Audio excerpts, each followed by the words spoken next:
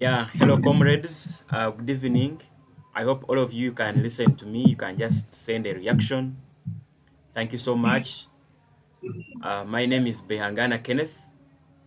I'm a software engineering student at Uganda Technology and Management University, Utamu, the one led by Professor Venantius Bariamreba as the chairman board of directors. I'm doing software engineering. I'm in year 3, going to year 4 in January.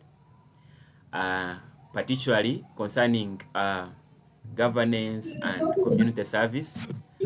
A libertarian patriot with background of the Students for Liberty movement and also a background of the of being a volunteer at the National Secretariat for Patriotism Corps State House. That was during the times of Brigadier Patrick Mwesige. That is from 2017 up to 2022. Yeah, I'm here specifically. I'm also an entrepreneur doing food business and also venturing into ICT in downtown Kampala. And also I do digital marketing. So particularly today, I'm here to discuss Ubuntu. And as I nickname myself on social media, I call myself Twanir Grandi. And I brand myself as as an economic wealth advocate. So particularly today, I'm here to show you how Ubuntu, the spirit of Ubuntu, is particularly exercised in the economic wealth sector. When we talk of the economic wealth sector, we mean the business community, the professional networks, trade, and all that. We don't mean in politics. And also, I'm here to show you how Ubuntu has been lost, particularly in the in state politics, for example, and why it has been lost and how we can restore it. I would be glad to listen to from all of you, and I would be glad to learn and also we see how best we can transform our generation. I thank you so much. Over to you, Ndugu Akansasa. May you allow me to have another discussant, and that is Comrade. Is it Behangana? Behangana, I had not called you, and you really matter a lot. And Behangana, I think he did a couple of a great introduction earlier on, and I think you won't really waste a lot of time in introductions, but it is okay. Then later on, I will have Mr. Johanna Remy. Then I will have also Lieutenant Alan, um, who will call Honorable Kato Gabriel to close our discussion. Over to you, Abe Hangana.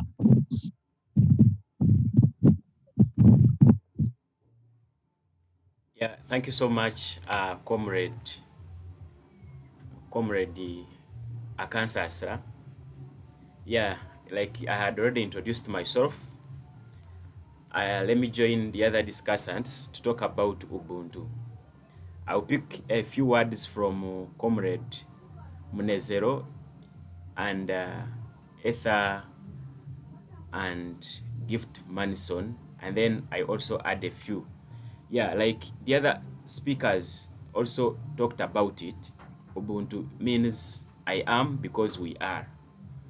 But I would like to highlight a few things that here in Africa, when we talk about Ubuntu and in the political manner or in the political governance kind of, people misinterpret it with communism, whereby communism as a political ideology or a form of governance, whereby in communism all resources are not don't belong to the individual, but they belong to the community under the control of the state. I think there is a very big difference that people, we need to understand. Ubuntu does not merely mean that it actually does not mean that, but it rather means it starts from an individual, whereby you as an individual, you practice Ubuntu through your ability to be free and own your own resources, and then the Ubuntu comes in a manner how you utilize these resources to improve yourself and also to improve society. Like your ability to innovate, to lead others well, and the way you lead others well, you value dignity of humanity, and now it extends to your family. And now when your family also practices Ubuntu because they are copying from you, then now it extends to community, and now this is how it becomes a nation building goal.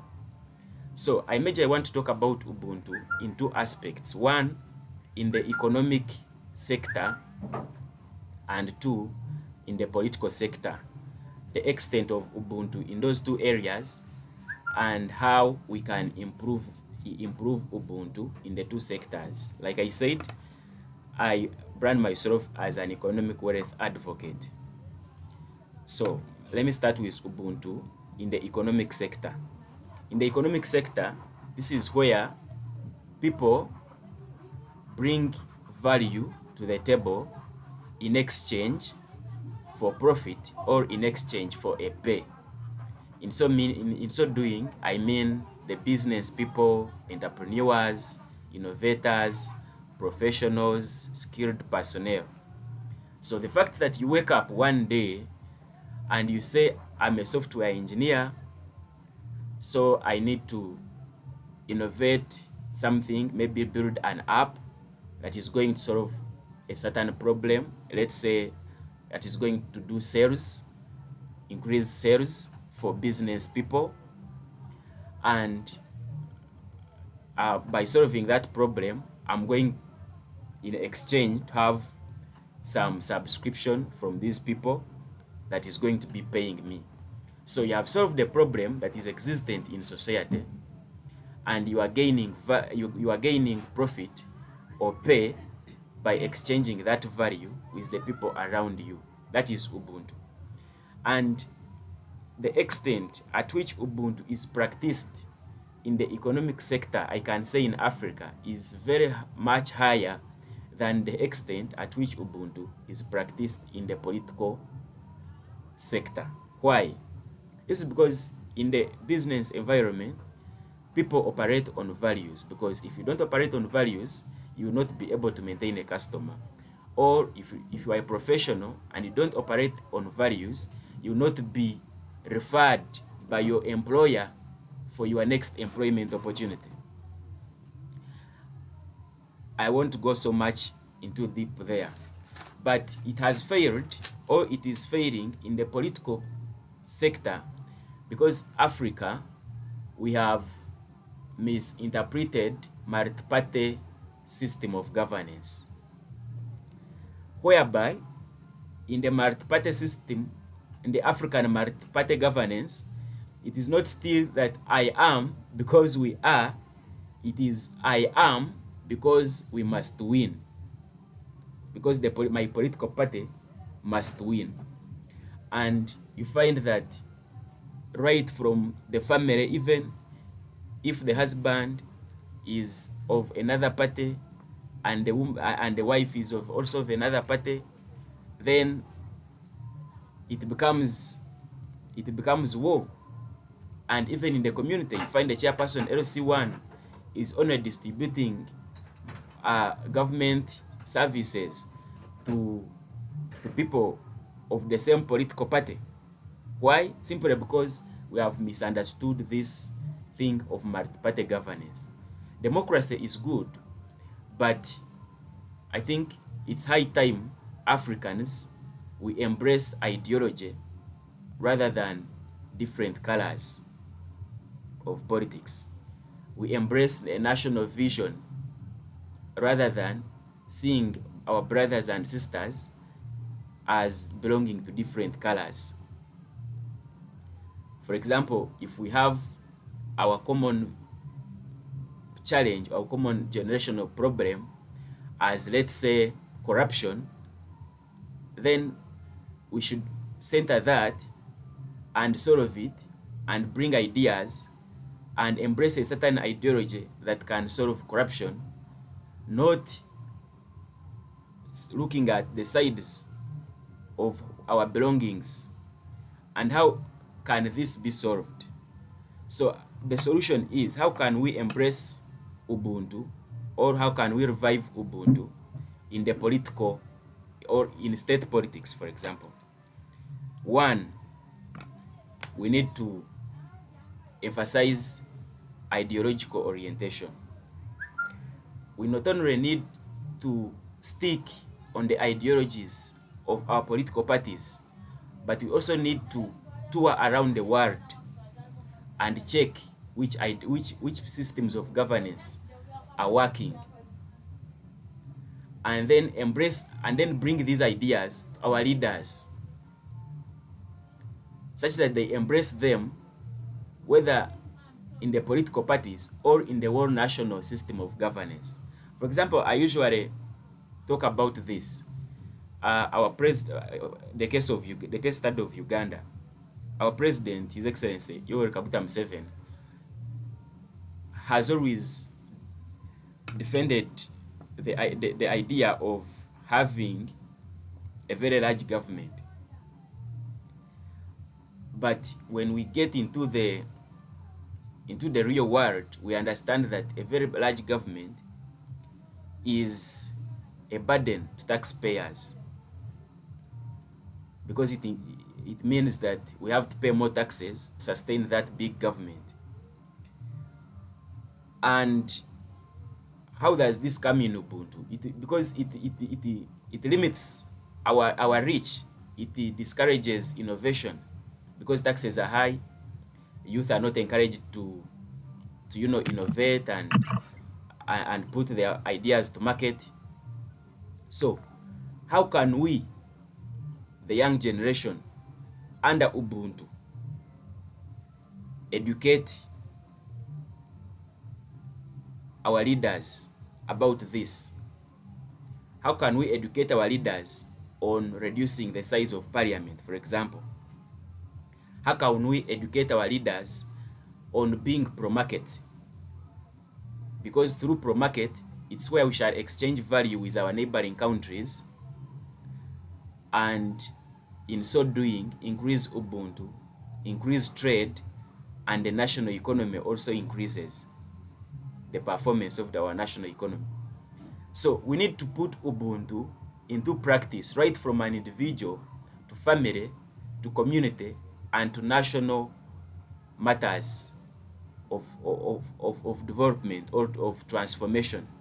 How can we, for example, in our socio-economic ideology of the NRM, how can we instill the idea of embracing freedom to trade, of reducing monopoly trade, of reducing chronist subsidies in taxation? This is because we need to, you cannot say you are practicing Ubuntu when you have fear, or when you cannot deal with your leader, you cannot discuss with your leader ideologically, not violently, and exchange new ideas, because new ideas exist every now and then, and there is no blueprint, there is no static blueprint that can govern a country, because every now and then there are new things that come in. For example, we are in the era of AI, but who knew about AI would come in the 1960s? No one knew about it. When President Museveni was starting this ideology of patriotism, Pan-Africanism, and nationalism, which they later removed because it was pride just and not embracing trade. But we are equal on the line of trade because we are all bringing value. So it's high time we as youth, as we are discussing this Ubuntu, starting from the individual perspective, family, we need also to put this Ubuntu into our national ideologies, such that people are not looked at to be belong to different colors or to belong left or right, but rather they are looked at to bring ideas that can transform our nation peacefully, non-violently, but on a common plate that drives us into a national vision. I thank you so much. I thank you so much indeed, Comrade Behangana. I have really loved the way you have explained and unveiled that particular concept. Ladies and gentlemen, Nelson Mandela Rolihlahla Madiba said, Ubuntu does not mean that people should not enrich themselves. It means you must do so in ways that enable your community to improve. And I really encompass and connect that to what Comrade Behangana was talking about hitherto. Ladies and gentlemen, at this particular in time, I can see Comrade Johanna Remi Nwajira is already with us, but also